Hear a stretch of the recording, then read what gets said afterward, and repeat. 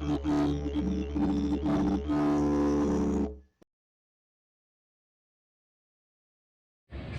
are here It's with so candid. Ara Hi. from Diverbliss. Hello. So it's your first time in Darwin? No, it's actually my third. Ah, okay. Okay, yeah. I was here back in 2019.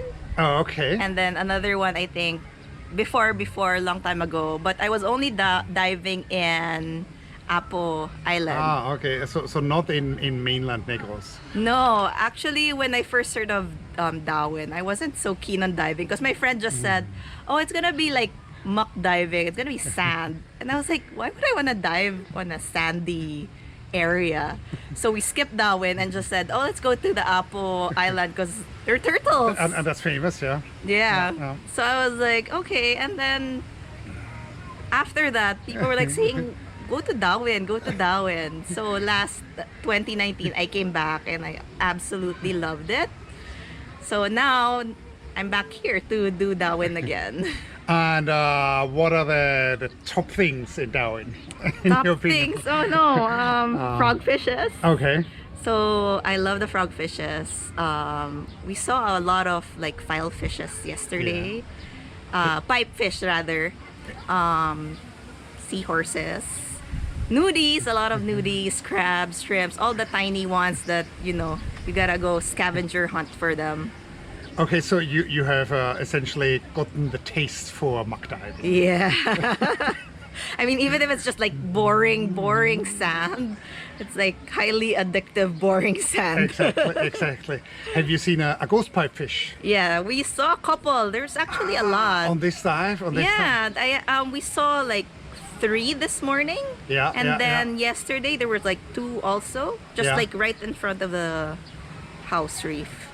Cool. So how would you rate it? You would go to Darwin if you want to see X in the Philippines. What do you mean? If you really want to see X, you need to go to Darwin. That would be the frogfish. Frogfishes, yeah. Okay. Because like and also the cuttlefishes. Yeah, and nudibranchs. No, it's so hard to decide. As long as you have like a bucket list for all those like tiny ones, you just tell your guide and then they're gonna try to look for it for you. Cool. So Last question. Darwin on land. You like it? Boring, exciting, good food? There's a lot of good restaurants now. The last time I was here, there was like a few selections, but now I think there's more restaurants. And we've been like trying different ones. I think we've been like to 4 businesses already, 4 restaurants in the area. It's all pretty good food. Any special recommendations? I've been loving Anahaw. Oh. I'm not vegetarian, but I love their food and their coffee. And we just had like lunch in Finbar. There's really good burgers there. Sweet, cool. Let's go diving. Let's go diving. Thank you. So what did Ara film? Now, this is all her footage, so I really appreciate the collaboration. As she mentions, very interesting frogfish in Darwin. These are such unusual animals. These are lie-in-wait predators. This one pretends to be a piece of algae-covered rock.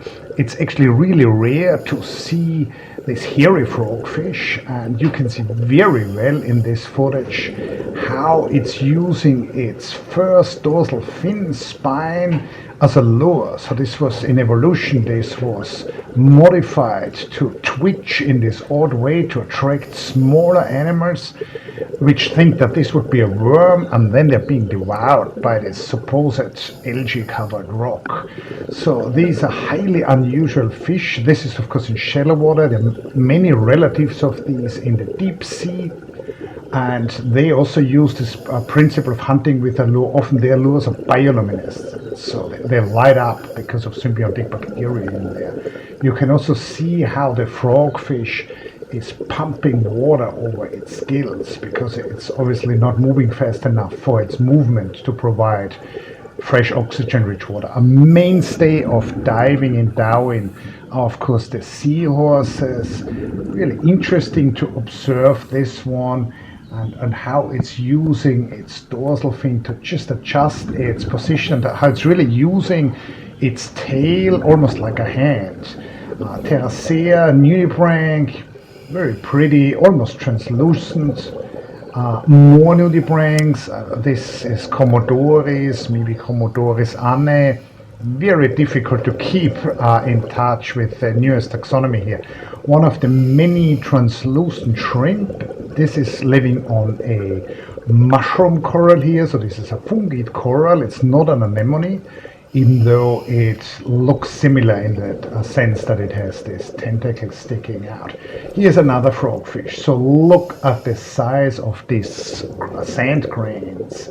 And this gives you an idea how small this animal is. Beautiful, beautiful, very rare.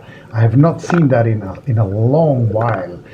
Kudos to her and her guide. This is a blue ring octopus, and this is of course highly venomous. It's not gonna attack you if you don't mess with it, but these dots are warning signs, and it has a venom in its beak, and it's called tetrodotoxin, and it's actually related to the pufferfish venom.